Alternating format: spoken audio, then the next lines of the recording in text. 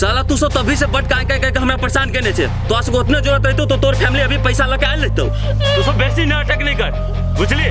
ओते हल्ला कैले ने तो अभी कभी 6 के 6 गोली उतार देबो।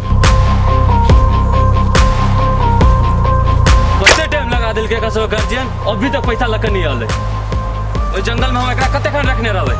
मूड खराब होती तो दुनु के गोली मार देबी, हम चल जेबी।